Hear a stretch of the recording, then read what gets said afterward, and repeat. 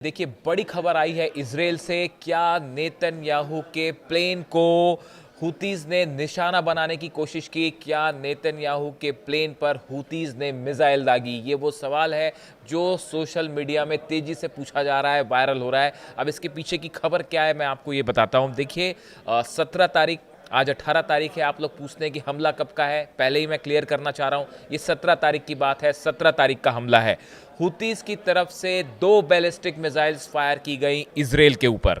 देखिए, ये जो दोनों बैलिस्टिक मिसाइल्स थी, ये एक तो इसमें पैलेस्टाइन 2 मिसाइल थी जो कि तेल अवीव पर फायर की गई, और दूसरी मिसाइल जो थी वो इलत शहर पर का जो रमोन एयरपोर्ट है इस पर फायर की गई। हुतीस की तरफ से 2 बैलिस्टिक मिसाइल्स फायर की गई 24 घंटे पहले, यानी 17 तारीख को। अब इसमें जो खबरें निकल के सामने आई हैं उसमें जो सबसे गौर करने वाली ये खबर है कि जैसे ही ये मिसाइल फायर की गई और जब ये मिसाइल जो इजराइल के एयर स्पेस के अंदर पहुंची, उस समय नेतन्याहू का जेट आसमान में था, फ्लाई कर रहा था। जेरूशलम के ऊपर बताया जा रहा है कि उस समय नेतन्याहू का जेट था। और उसी बीच हुतीज की ये जो बैलिस्टिक मिसाइल है, पैलेस्टाइन 2 मिसाइल है, उसने इजराइल के एयर स्पेस के अंदर एंटर किया। जैसे ही ये खबर आई, इजराइल की एयरफोर्स और इजराइल की सेना में हड़कंप मच गया, क्योंकि फिलिस्तीन 2 मिसाइल भी अंदर थी एयर स्पेस में इजराइल के, और बताया जा रहा है कि नेतन्याहू का जेट भी आसमान में फ्लाई कर रहा था। यानी ये एक बड़ा खतरा हो सकता था नेतन्याहू के लिए। ऐसे सिचुएशन में एकदम अलार्मिंग सिचुएशन थी। जो खबरें आ रही हैं कि इजरायली फोर्सेस में, इजरायली एयरफोर्स में एकदम हड़कंप वाली स्थिति थी, और तेजी के साथ जो है फिर एक्शन लिया गया और ये श्योर किया गया कि वो मिसाइल हिट ना कर दे किसी प्लेन को।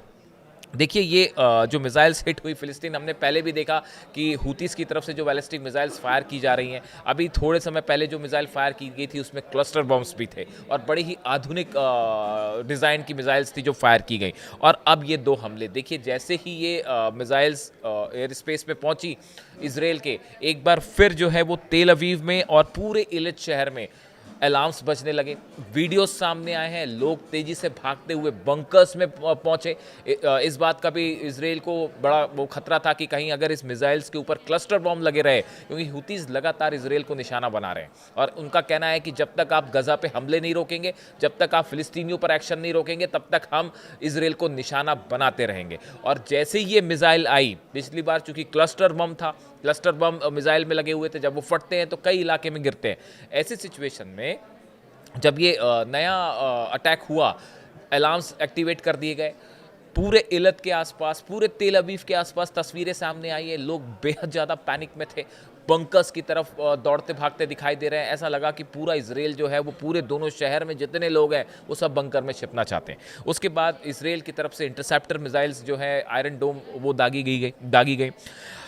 हुतीस का ये दावा है कि हमारे जो हमले थे, दोनों मिसाइल्स ने सटीक जगह पर हमला अटैक किया, एक तेल अवीव पे और दूसरा रमोन एयरपोर्ट पर इलत के पास। अब देखिए, ये हुतीस की तरफ से दावा है कि मिसाइल्स जो हैं वो ठिकाने पर गिरी हैं, इससे इजराइल को नुकसान हुआ है। खबरें इजराइल की तरफ से जब भी निकल के आएंगी हम आप तक पहुंचाएंगे। लेकिन देखिए, इस पूरे हमले में 2-3 बातें बड़ी खास थी। पहली बात तो जो मैंने आपको ऑलरेडी बताई कि जिस समय हमला हुआ उस समय नेतन्याहू का जेट जो है वो इजराइल में आसमान पे था। दूसरी बड़ी खबर जो निकल के आई कि ये जब हमला हुआ, हुतीस की तरफ से हमला हुआ, उसके चंद घंटों पहले इजराइल ने एयर स्ट्राइक करी थी यमन में, हुदैदा, वेस्टर्न यमन में हुदैदा जो पोर्ट है वहाँ पे।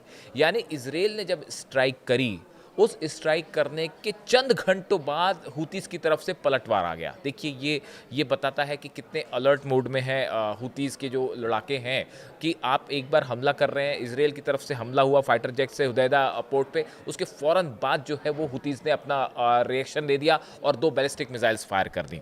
बात नंबर 1। बात नंबर 2, देखिए, ये जो हमला हुआ है ये अरब समिट जो अभी हाल ही में हुई, OIC की जो बैठक हुई जिसमें 57 मुल्क शामिल हुए, उस बैठक के बाद ये हमला किया गया। ऐसा कुछ एक्सपर्ट्स बताते हैं, विदेश नीति के जानकार बताते हैं कि ये मैसेज देने की कोशिश थी अरब देशों को कि अगर गजा को बचाना है तो फौरन एक्शन लीजिए, मिलिट्री एक्शन लीजिए, इजराइल को रोकिए। ये संदेश हुतीस की तरफ से देने की कोशिश की गई इजराइल पर 2 बैलिस्टिक मिसाइल दाग के। देखिए, हमने देखा अरब देशों की बैठक हुई, उसमें काफ़ी सारी चर्चाएं हुई और काफ़ी प्रस्ताव पास हुए, लेकिन अब तक कोई कॉन्क्रीट एक्शन दिखाई नहीं दिया है। इस सिचुएशन में हुतीज़ की तरफ से जो ये मिसाइल फायर की गई, ये अरब देशों को एक संदेश था कि अगर आप वाकई गाज़ा की चिंता कर रहे हैं, फिलिस्तीनियों की चिंता कर रहे हैं, तो सिर्फ निंदा करने से काम नहीं चलेगा, एक्शन दीजिए।